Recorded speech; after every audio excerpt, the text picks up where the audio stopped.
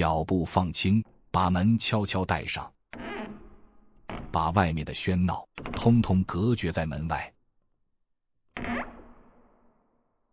今晚掌柜不煮酒，也不讲风月，我要带你穿过800年的时空，去到大宋提刑司最深处的那间密室。你闻到了吗？空气里那股浓烈的醋酸味与药草香。在我们正前方有一盏快要燃尽的古灯，灯下那位头发花白，正满头大汗在纸上疯狂书写的官员，就是南宋的提刑官宋慈。他在写一部将会震惊世界的书《洗冤集录》。不用紧张，坐在掌柜身旁。今晚我们只是沉睡真相的见证者。欢迎来到长夜客栈。今晚我们陪宋慈借宿大宋提刑司。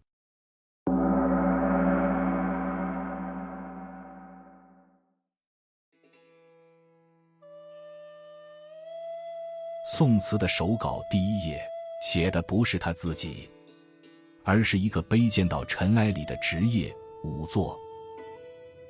如果在现代，他们被尊称为法医，但在宋慈那个时代，仵作在户籍上被归类为杂役间籍。什么叫间籍？就是说，只要干了这一行，这辈子就彻底断了考取功名的路。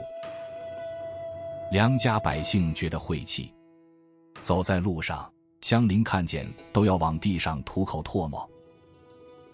过节的时候，宗族祭祀更不允许参加。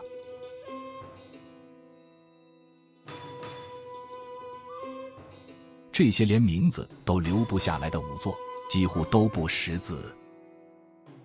在凶案现场，当官员们捂着口鼻离得远远时，只有他们用干净的麻布裹住双手，用肉眼和手指去摸索死者身上每一道发黑发硬的致命伤。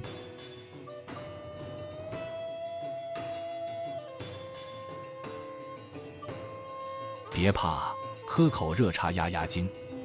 你现在很安全，我们只看真相如何重见天日。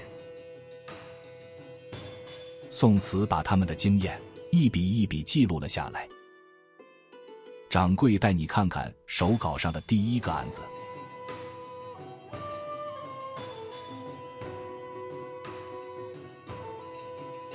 乡间的田埂上躺着一具男尸，后颈被劈了一刀，深可见骨。知县把全村的成年男人都抓了起来，人人喊冤。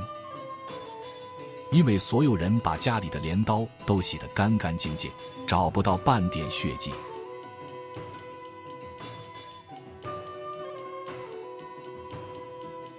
案子到了宋慈手里，他让老仵作把全村几十把镰刀全部收缴上来，一把一把整整齐齐地平铺在晒谷场上，在烈日下暴晒。起初所有刀面都是亮堂堂的，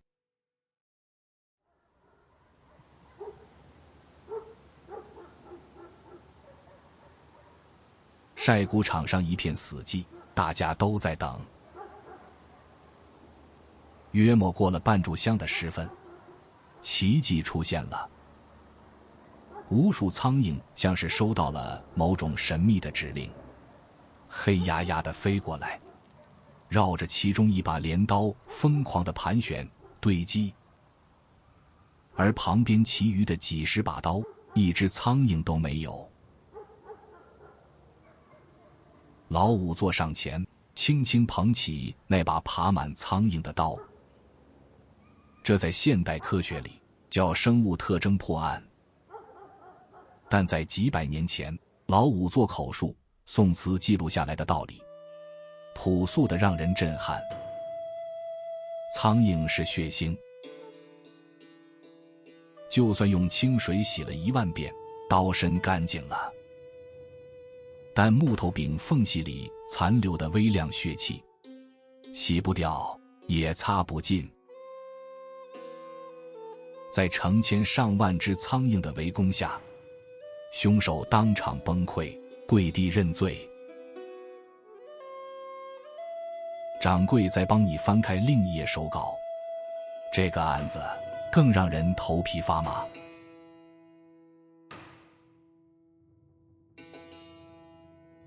有人状告仇家，说自己的兄长不是上吊自杀，而是被仇人勒死之后再吊上房梁伪装成自尽的。但案子拖了几个月，开棺的时候，死者的皮肉早就全部腐烂干净了，只剩下一副阴森森的白骨。当地的县官一拍惊堂木，皮肉都没了，哪来的勒痕？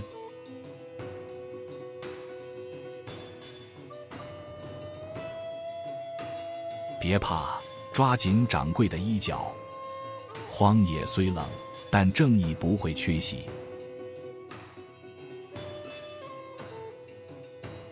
宋慈不信，他带着老仵作来到了乱葬岗。在所有人因为恐惧和恶臭不断后退的时候，老仵作生了一堆火，架起了一口巨大的铁锅。他把烈酒和米醋倒进锅里，同水一起煮沸，然后他把骨头小心翼翼地放进蒸笼里。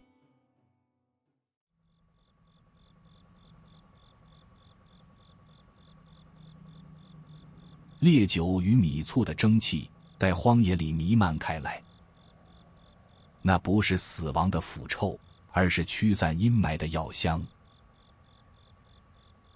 蒸汽蒸了整整半个时辰，当白骨被重新捞出来的时候，正是正午。宋慈让人撑开了一把大红色的油纸伞，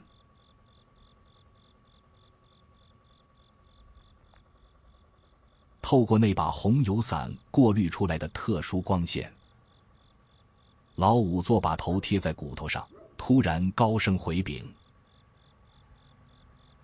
颈骨一圈，布满乌黑压痕，环骨向内凹陷。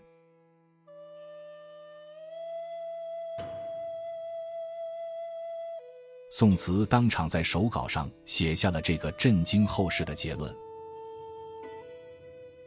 如果是自己上吊，绳索的力道是斜着向上的，痕迹只会斜斜地搭在耳后，深浅不一。但如果是被人生生勒死的，绳索环绕脖子一整圈，受力均匀，骨头上就会留下一道完整的、洗不掉的环形黑印。在死后伪装上吊的骨头上，绝对不可能出现这种痕迹。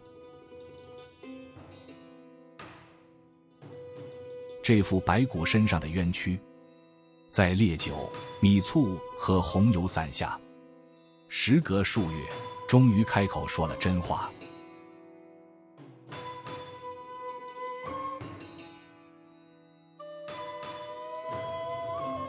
你看，不管是晒脸变凶，还是白骨验伤，在那个大家都迷信神鬼、避讳尸体的封建朝代，是这群地位最卑微的仵作和顶着官场压力的宋慈，用极致的理性与专业，再替死者要一个公道。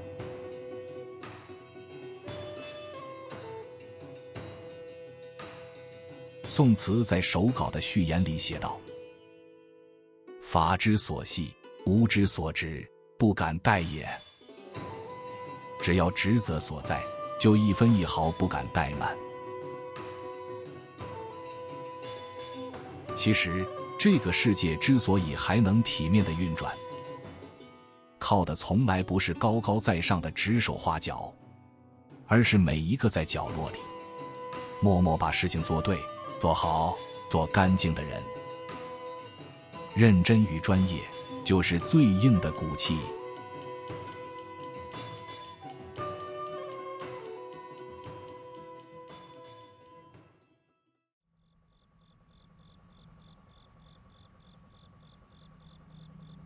好了，提刑司的灯已经灭了。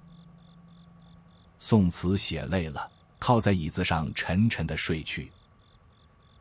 大宋的那些冤屈与白骨，今晚都有了归宿。安安稳稳地睡一觉吧。祝你一夜好眠，我们下个长夜再见。